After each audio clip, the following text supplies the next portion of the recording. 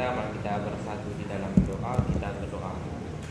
Terima kasih buat berkat dan kasih-Mu Tuhan sampai saat ini yang masih kami rasakan Tuhan. Sebentar lagi kami ingin memulai pekerjaan kami, Kaulah membimbing kami mulai dari awal hingga akhir pekerjaan kami ini Tuhan.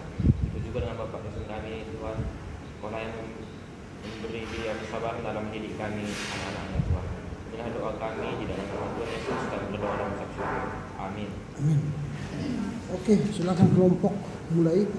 Karena ini sudah banyak terlambat karena tamu kita dari STT Ikat belum selesai, masih saya tinggalkan di sana.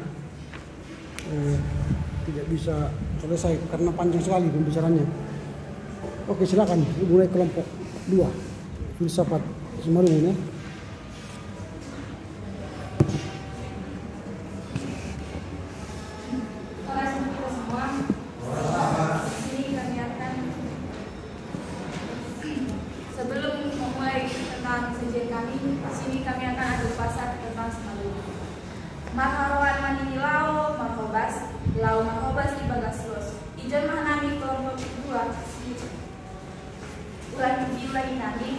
Mardalan manini bulan buta ipadalaran sohalani lohe. Saya mas kurupan magalupan hita hasil mardalan semua tema makanan. Hai masa pangang bagaimana kalau kita.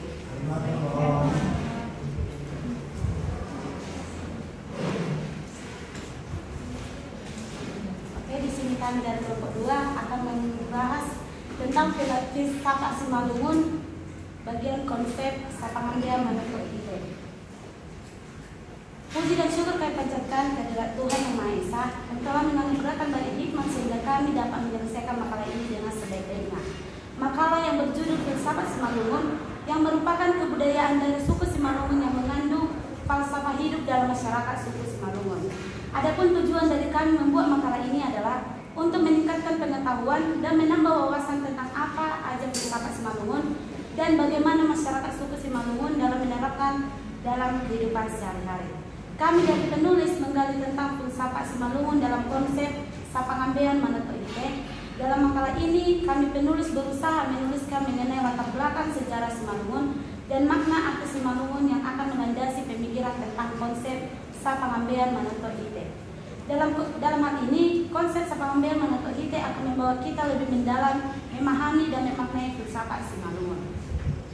Pemahaman yang mendalam tentang filsafat Simalungun terkhususnya konsep sapangambean manuk ite yang perlu adanya kontribusi positif dalam melestarikan dan mengapresiasi filsafat Simalungun terkhususnya dalam masyarakat suku Simalungun.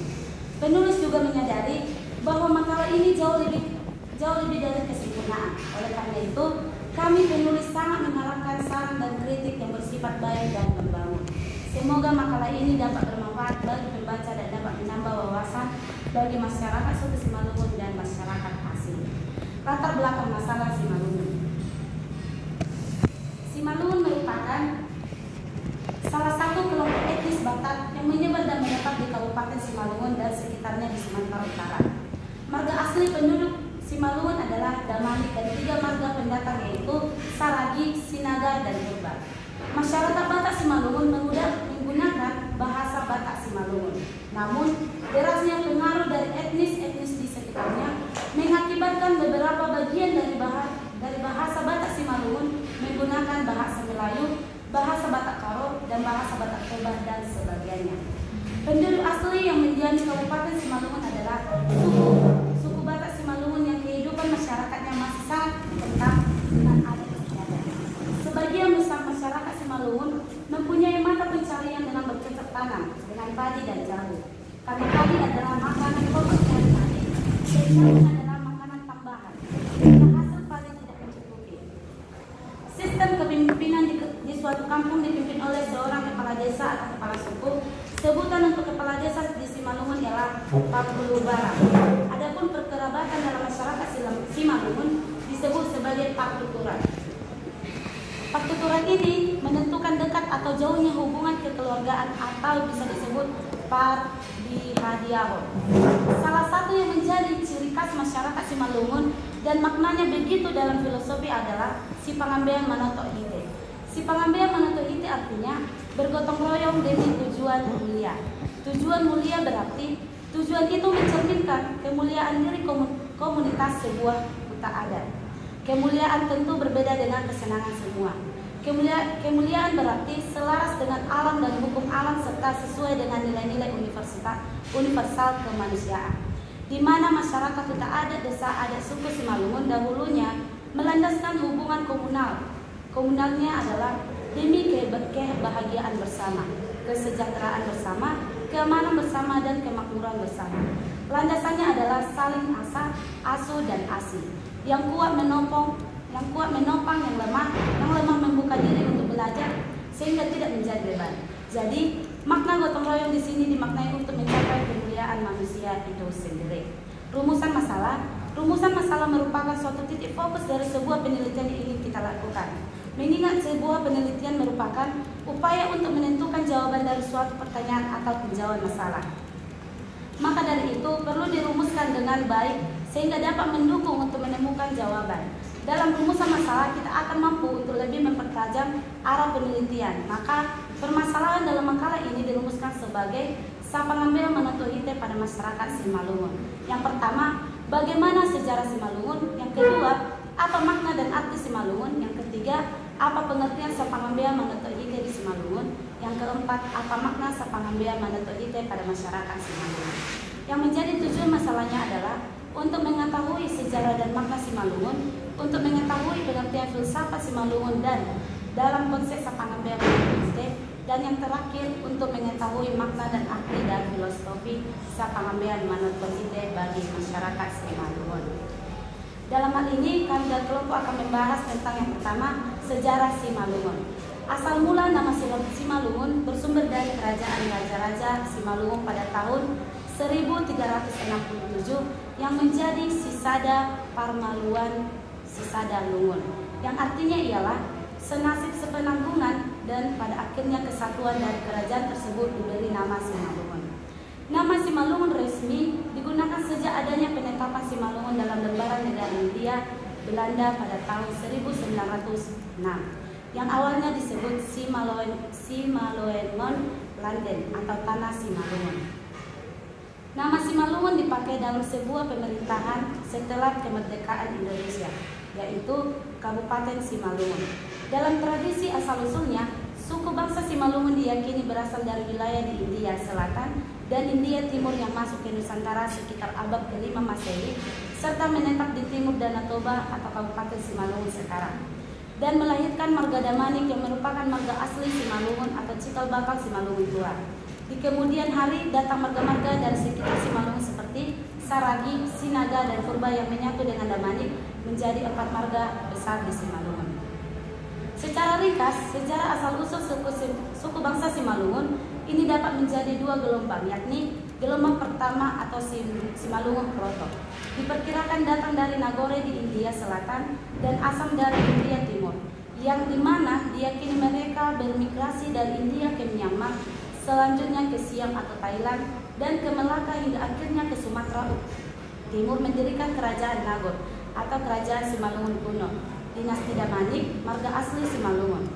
Dalam kisah perjalanan panjang mengemban misi penakluk wilayah-wilayah sekitarnya, dikatakan mereka dipimpin oleh 4 raja besar dari Siam dan India yang bergerak dari Sumatera Timur menuju Langkat dan Aceh.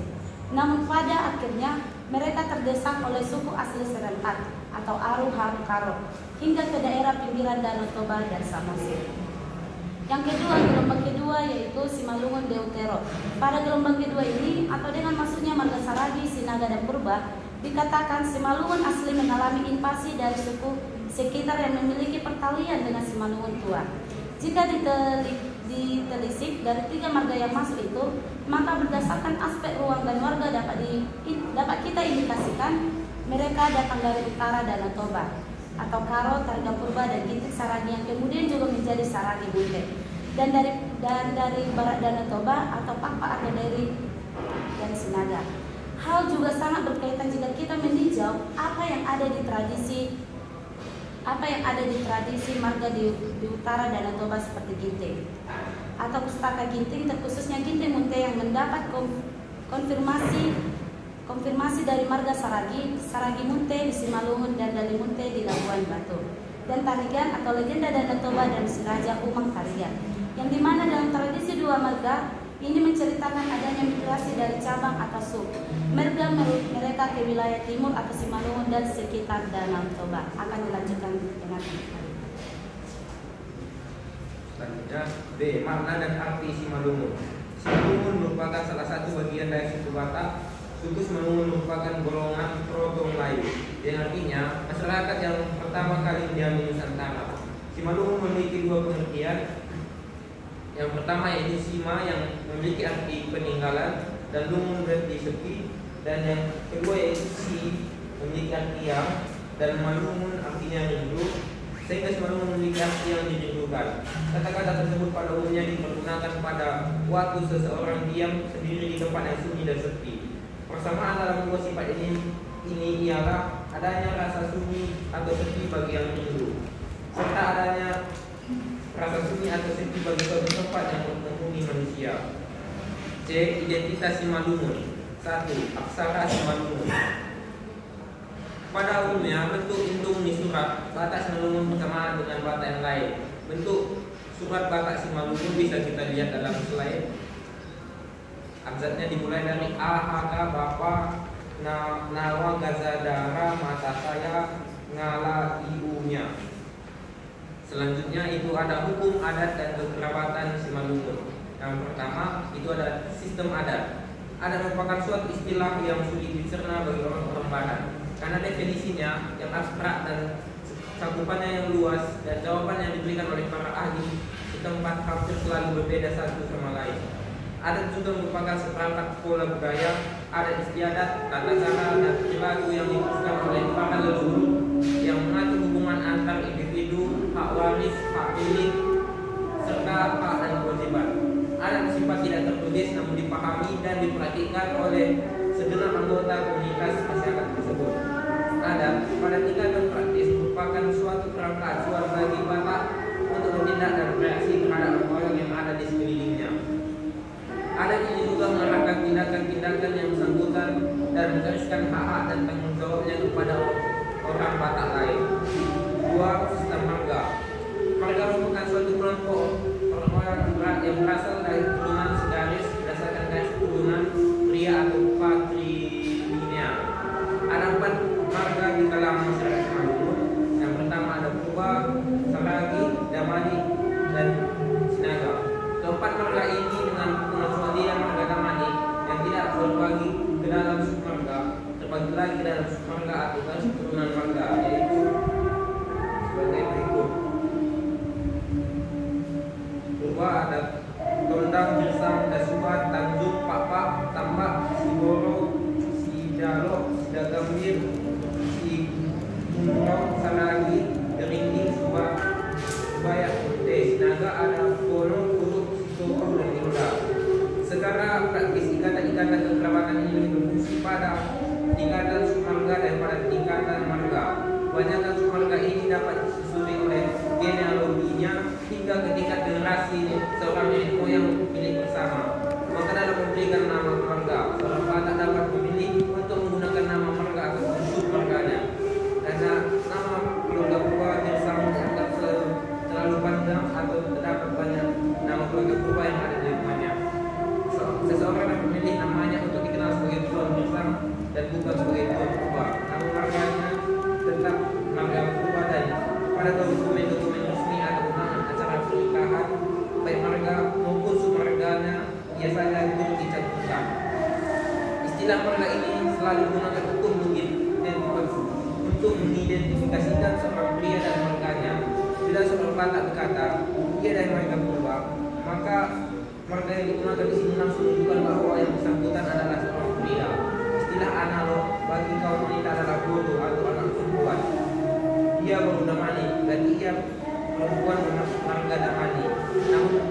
Namun bila wanita Damani ini mengucapkan marga ayahnya, dia tidak menggunakan istilah marga, dan istilah yang digunakan adalah panggolan. Silsilah masing-masing individu berdasarkan identitas orang tuanya terdiri dari 4 unsur: marga, submarga, panggolan, dan subpanggolan.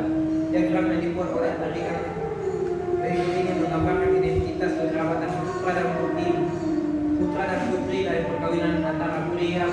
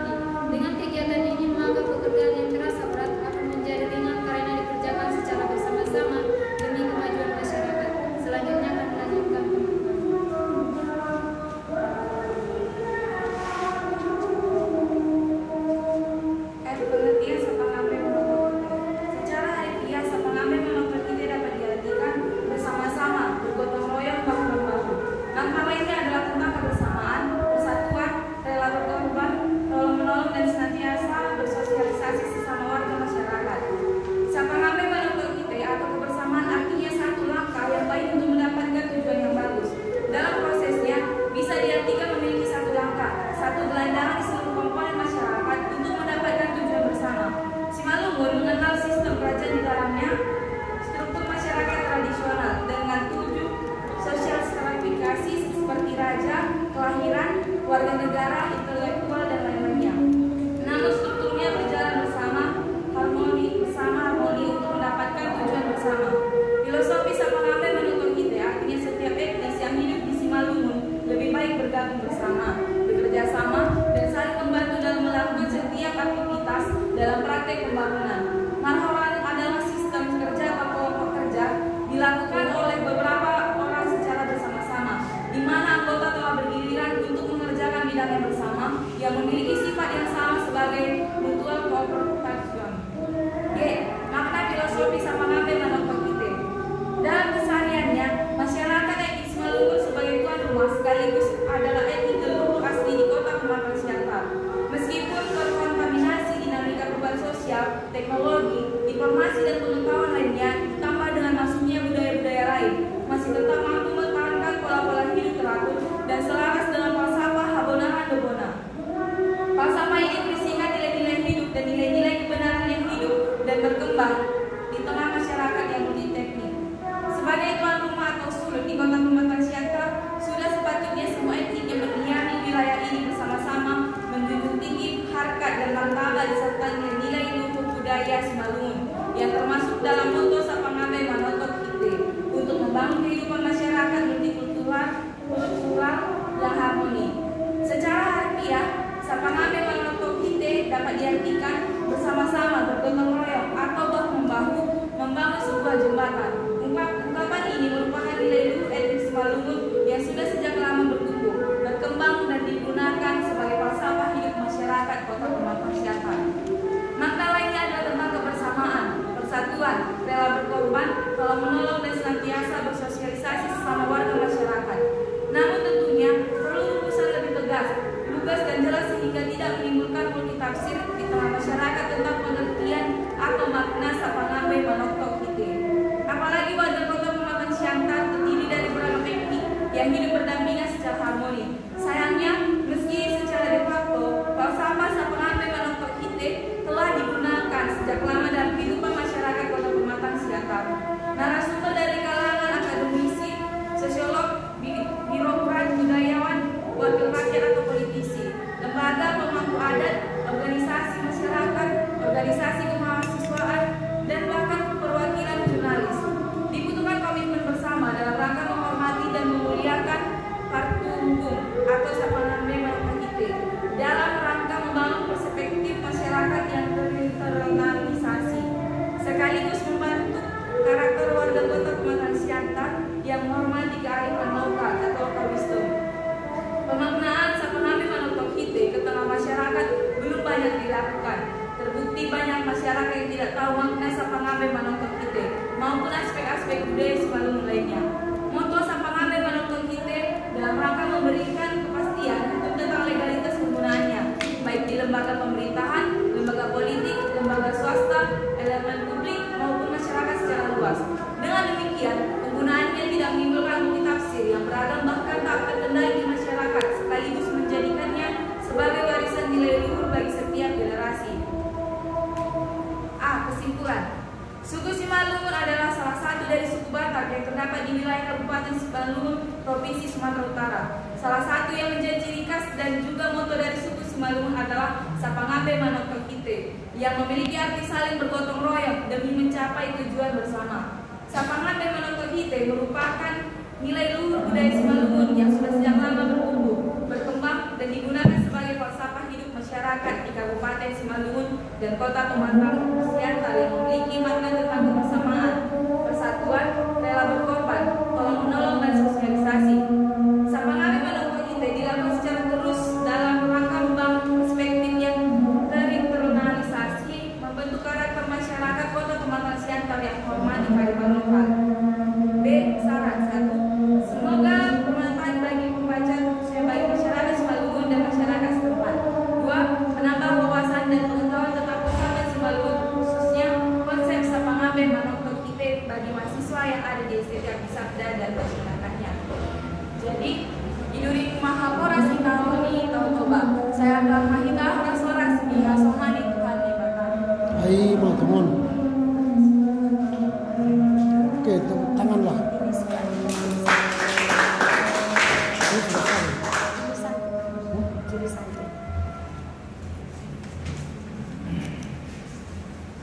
Oke, baik. Kita telah mendengar dari kelompok 2 filsafat Sapangambai Manoktok Hitei. Tentu kita sudah baca dan sudah punya masukan ya atau pertanyaan kepada kelompok. Silakan nanti sebutkan nama dan sebutkan sumber yang kau baca, apakah buku atau jurnal, internet dan sebagainya. Oke, silakan. Siapa yang mau bertanya atau memberi masukan? Nanti masukkan nama bukunya. Silakan.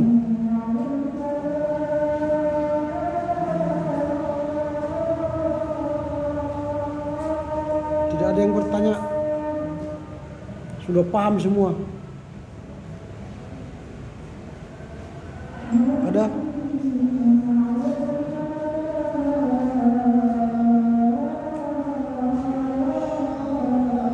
Oke, kalau tidak ada berarti ingat ya bahwa setiap orang yang bertanya itu bisa menambah nilai kepada dirinya. Jika saudara tidak memakai kesempatan itu untuk menambah nilai pada dirimu, berarti hilanglah kesempatan itu. Oke, kalau tidak ada maka saya akan beri masukan terhadap paper ini. Yang pertama soal catatan-catatan teknis saya tidak ulang lagi ya, nanti baca sendiri. Saya lebih fokus pada isi, karena kalau soal teknis itu sudah saya sampaikan beberapa minggu yang lalu, itu nanti berulang-ulang di sini ya. Nanti semua baca ini masukan ini supaya tidak terulang lagi ke kelompok lain. Nah, saya masuk pada tataran isi. Saya mulai dari latar belakang masalah.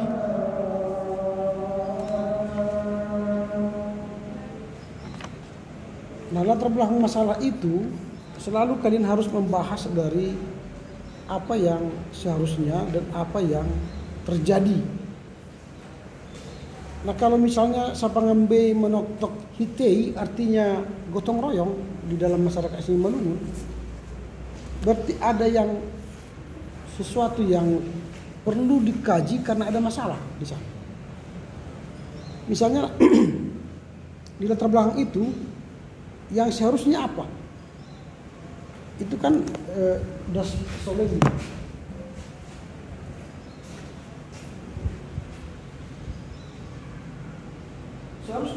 Seharusnya orang Simalungun, masyarakat Simalungun adalah orang yang hidup Sapangambai Manoktok Hitei.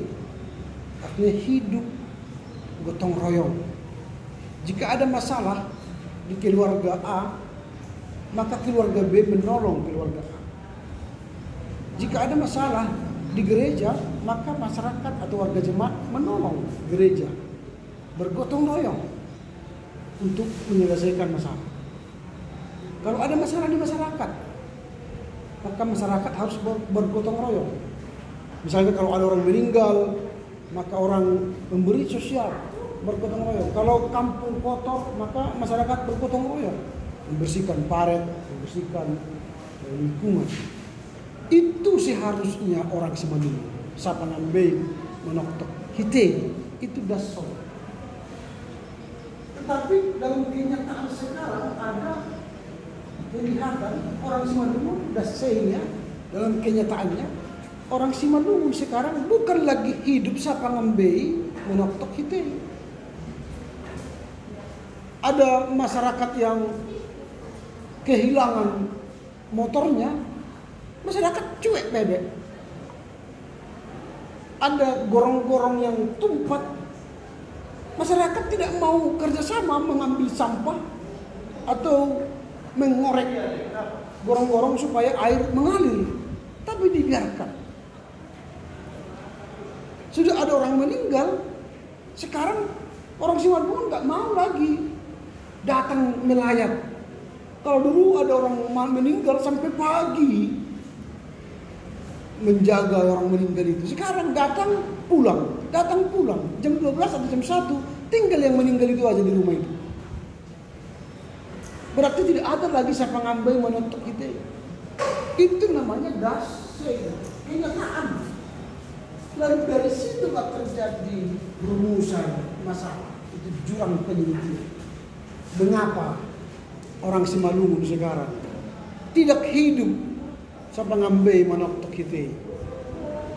Jadi pertanyaannya itu bukan pertanyaannya apa ini? Bagaimana sejarah Simalungun? Kalau bagaimana sejarah Simalungun berarti itu mata kuliah sejarah. Ini mata kuliah filsafat. Yang kalian bahas apa? Filsafat Simalungun, siapa ngambil menotok kita?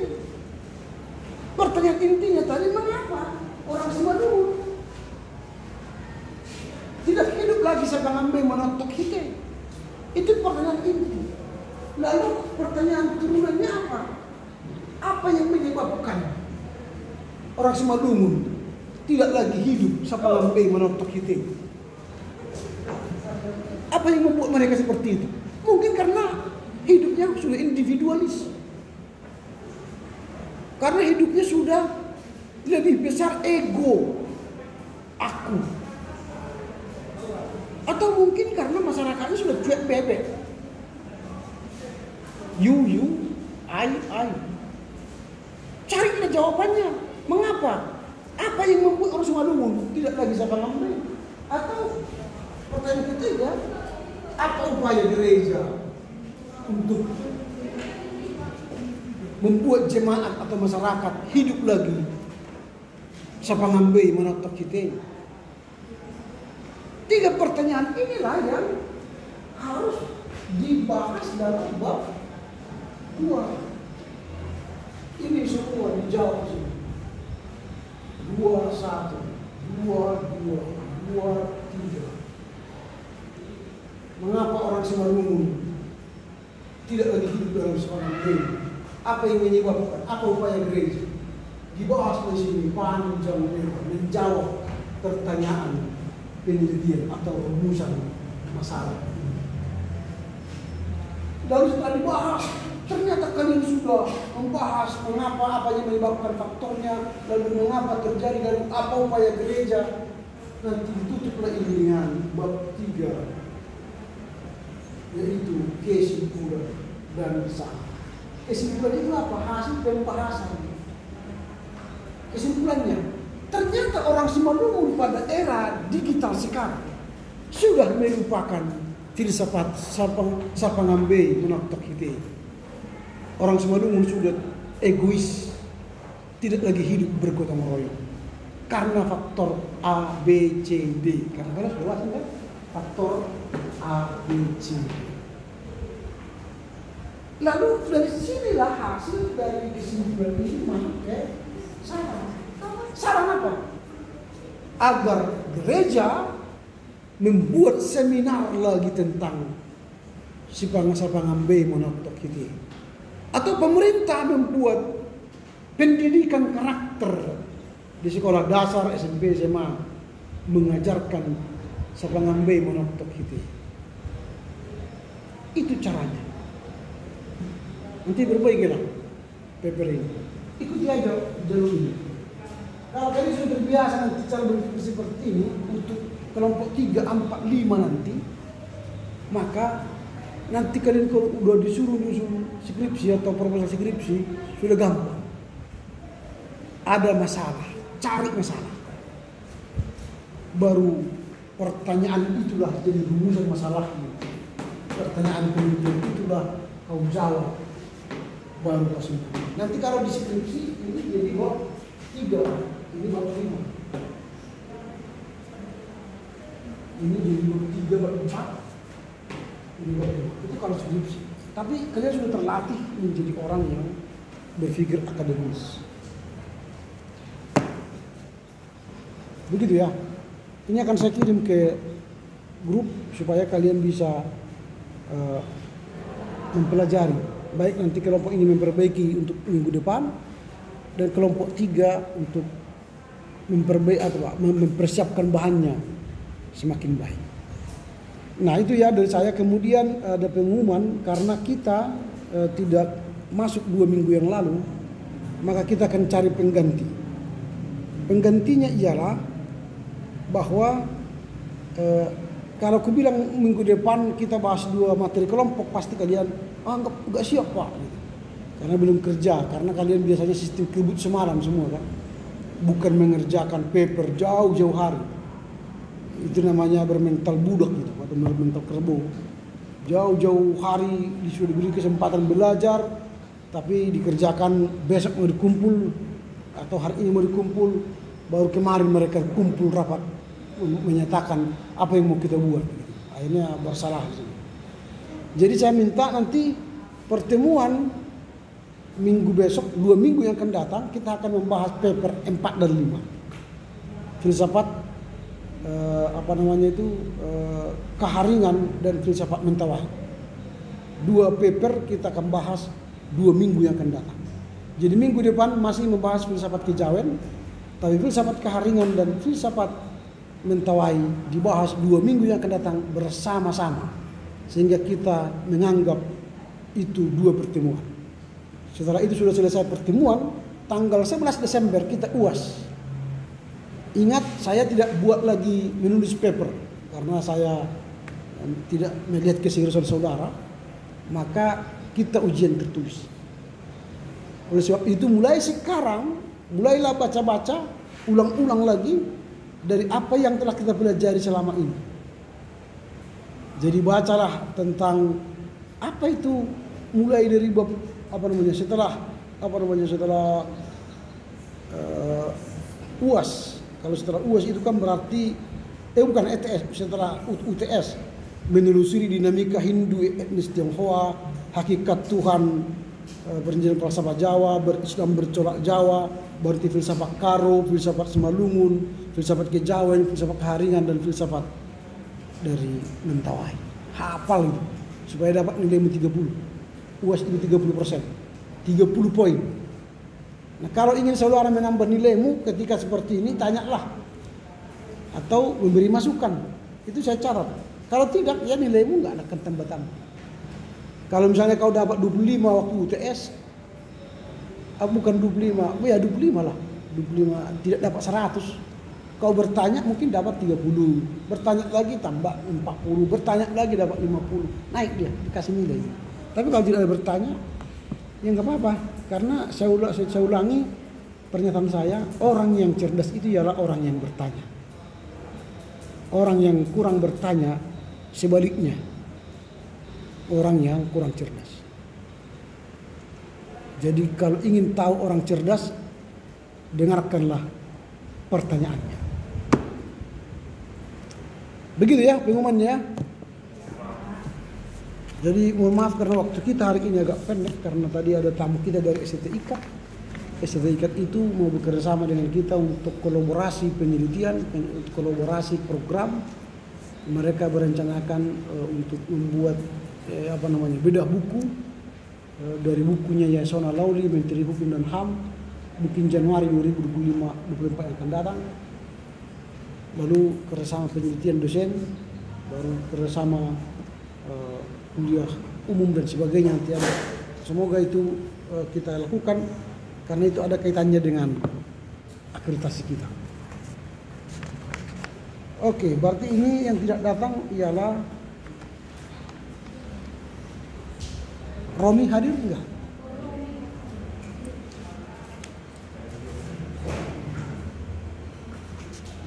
Tadi yang sakit siapa? Juli Santia.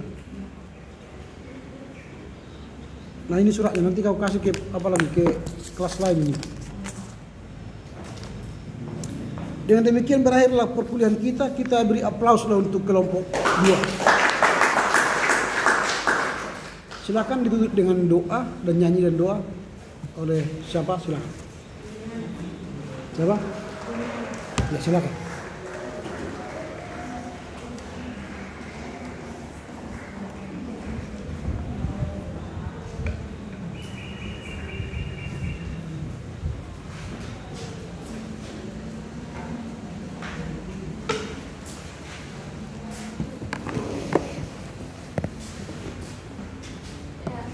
Teman-teman dan sebelum kita mengakhiri perkuliahan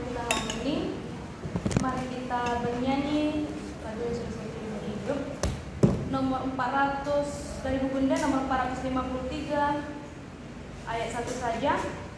Sada gerasi mendena, sada gerasi mendena. Kita nyanyikan 1, 2, 3 ya. Sada gerasi mendena.